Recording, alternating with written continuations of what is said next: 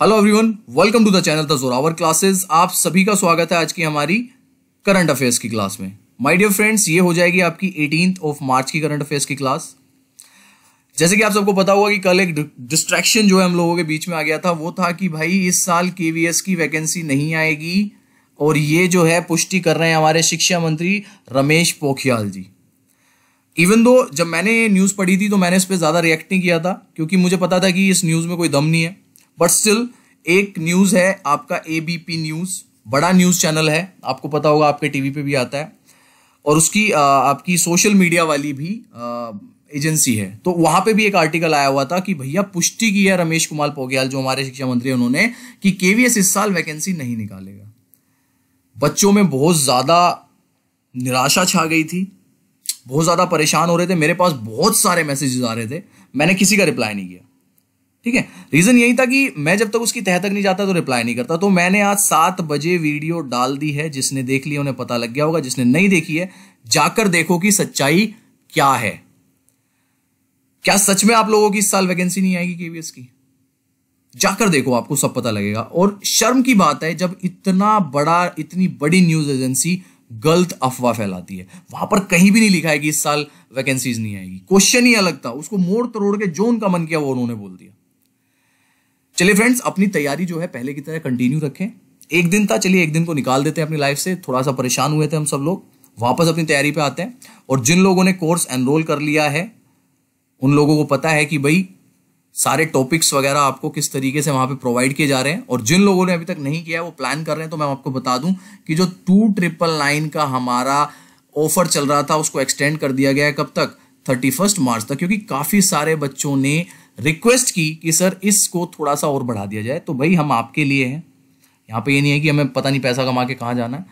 तो अभी ये आपको 31 तक ही मिलेगा, 31 तक मिलेगा अभी आपको 2999 का कोर्स जो हमारा रहेगा ऑफर, वही 1000 रुपीज ऑफ के साथ। तो आप लोग इसको ले सकते हैं। दूसरा, जो लोग कोर्स में एनरोल करना चाहते हैं वो नीचे डिस्क्रिप्शन में जाके चेक कर सकते हैं, सारी डिटेल्स दी हुई है स्टेप वाइज। मैं फिर भी बता देता हूँ, ऐप को डाउनलोड करो, the Zorawar classes. App download करने के बाद स्टोर सेक्शन पे जाओ। स्टोर सेक्शन में जाने के बाद आपको केवीएस पीआरटी का कोर्स मिलेगा, उस पर क्लिक करें और कोर्स को बाय करके एनरोल करें। ठीक है जी, इतनी सी मूवमेंट। चलिए अपनी पढ़ाई नहीं खराब करते हैं, वापस पढ़ाई पे आते हैं। और भाई एक दिन था उसको निकाल दो, बिल्कुल नेगेटिविटी को, पॉजिटिव रहना सीखो। कितने बच्चे कितने नेगेटिव हो गए थे कल, पॉजिटिव रहना सीखो भाई। क्वेश्चन नंबर 1, संसदीय समिति ने सरकार से पोक्सो एक्ट के तहत किशोरों की उम्र 18 साल से घटाकर निम्न में से कितने वर्ष करने की सिफारिश की है। यह क्वेश्चन आपका आज का सुपर डुपर स्टार क्वेश्चन है भाई लोग। ठीक है, बहुत जबरदस्त क्वेश्चन है और बिल्कुल मतलब तैयार बैठा है एकदम की एग्जाम में आने के लिए। The parliamentary committee has recommended the government to reduce the age of teenagers from 18 to which of the following years under the POCSO Act। यहां पे एक चीज आती है कि इसकी फुल फॉर्म क्या है, पोक्सो की फुल फॉर्म क्या है, तो वो भी ध्यान रख लो भाई। The protection of children from sexual offences. जिनको नहीं पता है मैं फिर से बता रहा हूं, the protection of children from sexual offences. और ये एक्ट जो है 2012 में आया था, जिसमें 18 साल इसकी उम्र रखी गई थी। तो अब रिकमेंड की गई है हमारी पार्लियामेंट कमेटी के द्वारा कि इसको 18 से घटाकर 16 वर्ष किया जाए। ठीक है, सुपर इंपॉर्टेंट क्वेश्चन है, 16 वर्ष किया जाए। संसदीय समिति ने सरकार से पॉक्सो एक्ट के तहत किशोर की उम्र 18 से घटाकर 16 करने की सिफारिश की है। कांग्रेस सांसद आनंद शर्मा की अध्यक्षता वाली गृह मामलों की स्थायी समिति ने अपनी रिपोर्ट राज्यसभा को सौंप दी है। इसमें कहा गया है कि पॉक्सो एक्ट में बड़ी संख्या में ऐसे मामले थे जहां अपराधियों की उम्र कम थी, लिहाजा यह बेहद आवश्यक है कि इन प्रावधानों पर फिर से विचार किया जाए, क्योंकि ऐसे अपराधों में ज्यादा नाबालिग बच्चे पकड़े जा रहे हैं। आपको पता होगा 2012 का जो हमारा निर्भया कांड हुआ था, जो आपका निर्भया सबको पता है, पूरे भारत को पता है, तो उसमें भी एक बच्चा आपको पता हो नाबालिग था। ठीक है ना, तो ये सिफारिश की गई है कि 18 से घटाकर इसकी जो उम्र है वो 16 साल की जाए। चलिए क्वेश्चन नंबर लेते हैं सेकंड। क्वेश्चन नंबर 2, निम्न में से किसने पटियाला में चल रहे 24वें federation cup senior athletics championship में महिलाओं की 100 मीटर की दौड़ में स्वर्ण पदक जीता? ये भी स्टार क्वेश्चन हो गया जी। Who among the following has won the gold medal in the women's 100-meter race at the ongoing 24th Federation Cup Senior Athletics Championship in Patiala, Punjab? और ये है आपकी धनलक्ष्मी। ओके, धनलक्ष्मी से आप ध्यान रखेंगे कि धनलक्ष्मी ने जो है 24th federation cup senior athletics championship जो पटियाला में चल रही है उसमें 100 मीटर में गोल्ड मेडल जीता है। पटियाला में चल रहे 24वें federation cup senior athletics championship में महिलाओं की 100 मीटर की दौड़ में धनलक्ष्मी ने गोल्ड मेडल जीता। धनलक्ष्मी ने फाइनल दौड़ को 11.39 सेकंड के समय में पूरा किया और पहले स्थान पर रही। वहीं दूती चंद 11.58 सेकंड के समय के साथ दूसरे स्थान पर रही, जबकि युवा धाविका हिमा दास गलत शुरुआत की वजह से दौड़ से बाहर हो गई। ओके, तो ये है आपके क्वेश्चन नंबर 2। क्वेश्चन नंबर लेते हैं आज का 3। प्रधानमंत्री नरेंद्र मोदी ने किस प्रमुख सलाहकार के निजी कारणों से अपने पद से इस्तीफा दे दिया है? Which principal advisor to Prime Minister Narendra Modi has resigned from his post due to personal reasons? और ये हैं आपके पीके सिन्हा। पीके सिन्हा जो आपके प्रिंसिपल एडवाइजर थे प्राइम मिनिस्टर नरेंद्र मोदी के, उन्होंने अपने पर्सनल रीजन से इस्तीफा दे दिया अपनी पोस्ट से। प्रधानमंत्री नरेंद्र मोदी के प्रमुख सलाहकार पीके सिन्हा ने अपने पद से इस्तीफा दे दिया है। उन्होंने इस्तीफे के पीछे निजी कारणों का हवाला दिया है। पिछले साल सितंबर के महीने में पीके सिन्हा को पीएम मोदी का प्रमुख सलाहकार बनाया गया था। इससे पहले पीके सिन्हा 4 साल तक कैबिनेट सचिव के पद पर रहे थे। वे उत्तर प्रदेश कैडर के 1977 बैच के रिटायर्ड आईएएस अधिकारी हैं। ये भी स्टार क्वेश्चन है जी। ओके, 3 क्वेश्चन आए, तीनों इंपॉर्टेंट। क्वेश्चन नंबर लेते हैं नेक्स्ट, क्वेश्चन नंबर 4।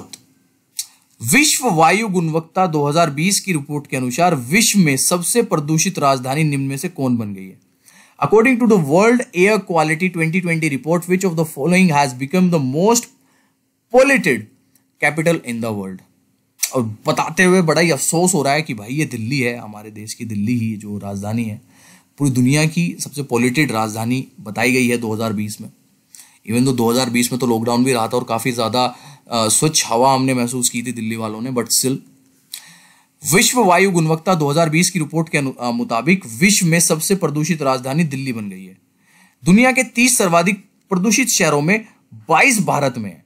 हालांकि रिपोर्ट बताती है कि 2019 से 2020 तक दिल्ली की हवा की गुणवत्ता लगभग 15% तक सुधरी है।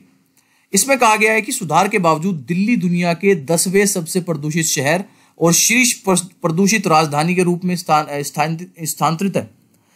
भारत के वायु प्रदूषण के प्रमुख स्रोतों में परिवहन, खाना पकाने के लिए बायोमास जलाना, बिजली उत्पादन, उद्योग, निर्माण, अस्पष्ट जलाना और एपोसिडिक कृषि जलाना शामिल है।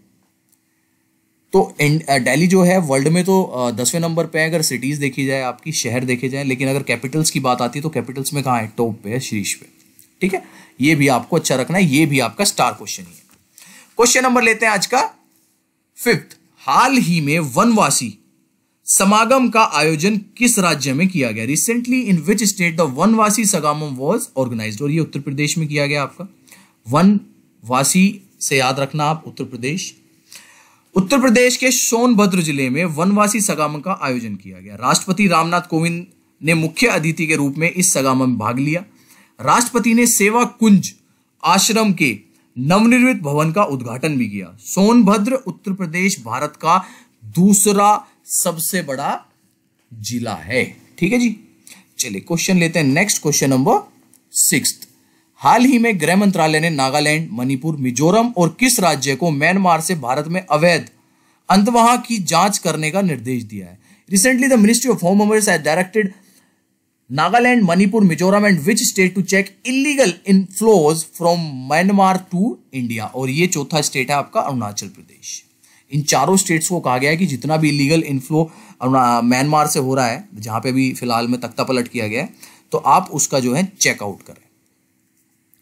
हाल ही में गृह मंत्रालय ने नागालैंड, मणिपुर, मिजोरम और अरुणाचल प्रदेश को म्यांमार में अवैध इनफ्लो की जांच करने के निर्देश दिए हैं। इस संबंध में सीमा सुरक्षा बल यानी कि असम राइफल्स को भी निर्देशित किया गया है। म्यांमार से पलायन कर आने वाले बहुत सारे रोहिंग्या पहले से ही भारत में रह रहे हैं। भारत देश में प्रवेश करने वाले सभी शरणार्थियों को अवैध प्रवासी माना जाता है और ये मानता है। और जो आपको पता होगा कि सीए जो आ रहा था आपका अभी, जिस पर ठंडा बस्ता पड़ गया है, वो सब इसी कारण था कि जो ये लोग बाहर से आगे हमारे देश में रह रहे हैं, बंगाल में बहुत ज़्यादा है, नॉर्थ ईस्ट में बहुत ज़्यादा है, तो ये सब उन्हीं के लिए किया जा रहा है। और अब शक्ति दिखाई गई है गृह मंत्रालय की तरफ से, निर्देशित किया गया इन 4 राज्यों को कि भाई जितना भी इनफ्लो हो रहा है बाहर के देशों स्पेशली म्यांमार से, उस पर आप लगाम लगाएं और जांच करें।